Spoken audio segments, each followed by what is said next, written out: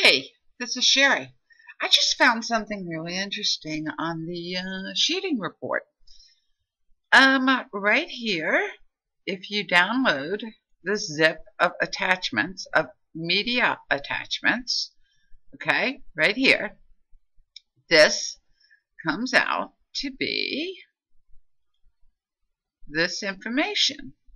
Now, this is what's really very interesting. All right, I'm going to bring up first this. I think this goes.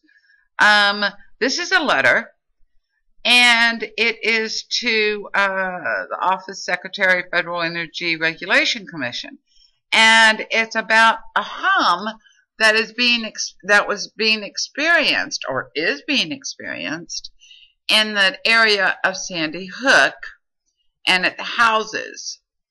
And that there's a huge hum, and in 2010 is when it started. But now this is a letter, well, since mid-2009, 2010 they investigated it.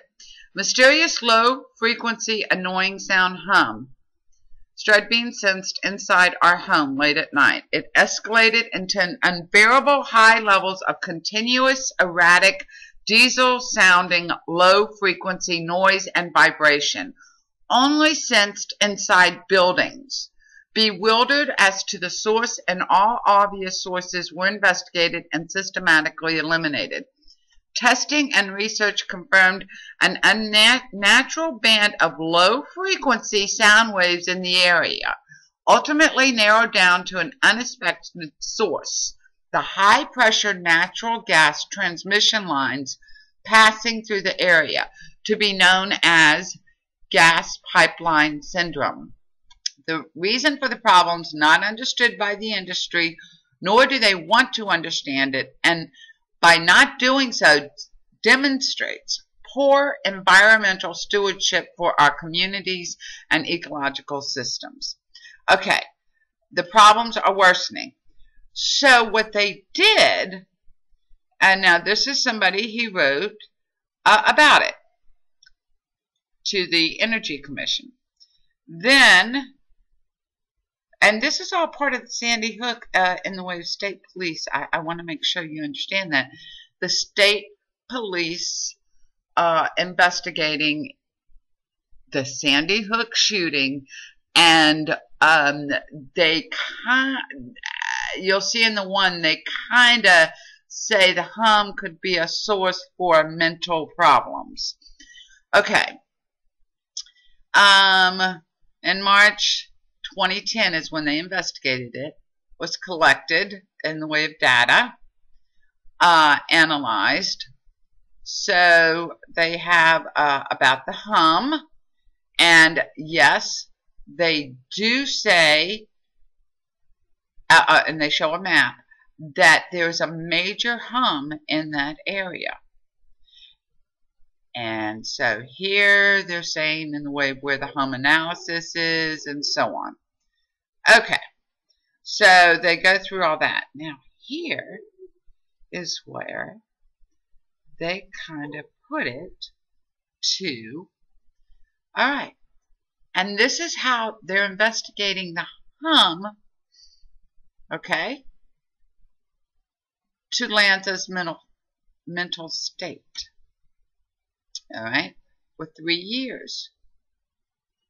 Western Connecticut has been inundated with a bewildering low-frequency noise and vibration problem that most are unaware of, and certainly being overlooked by many. And this guy has experienced it himself, and he's investigating it.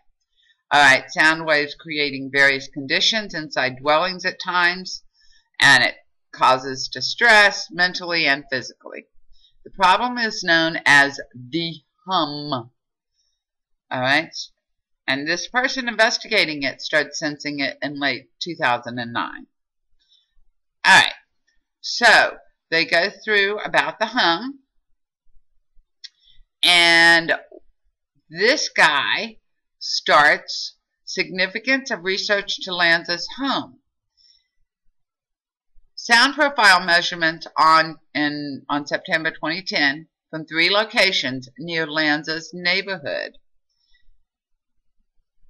That it was a horrendous low-frequency hum for those periods. All right?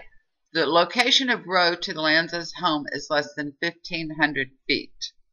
So what he's doing is saying, is the hum a cause of Lanza's mental state?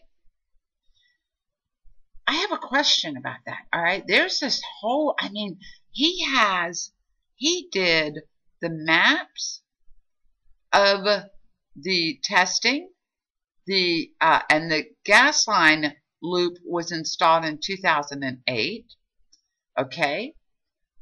Here's Lanza's home.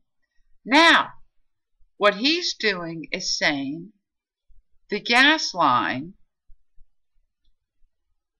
the hum, could be the cause of the mental state, Lanza's mental state. If that was the case, why aren't we hearing more from the parents regarding this? Wouldn't that be a great lawsuit from the parents and from people there for the gas line, if it's been confirmed it's the gas line? Here, you're seeing the dates of the testing and what the hertz was, okay?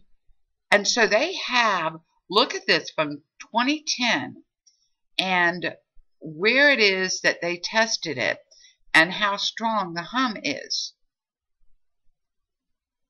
So you're seeing all of that. Now this is in that one. Here's the recorded spectrogram of it. Fingerprints of the hum traced inside parked car. Look at that. That's quite that's very strong. All right, and this is from Friday, September 24th, 2010. And this was fingerprint of hum, okay? And Cale Davis. All right, again, here's a fingerprint of hum. Hum higher here than end of Cale, just says another fingerprint of it. Here's this guy saying, I've been tied up all day, feel like shit from the damn hum and vibrations all last night. Now this is from December 6, 2012. Just getting around to this. All right, elsewhere from probably more than pipeline issues. Okay, the videos just this morning I took in the corner chair should show the extreme vibrations going on at that spot from hum and flutter. So it's extreme hums there. Over the last few nights and days, the horrible hum and vibro something. Let me pull this up.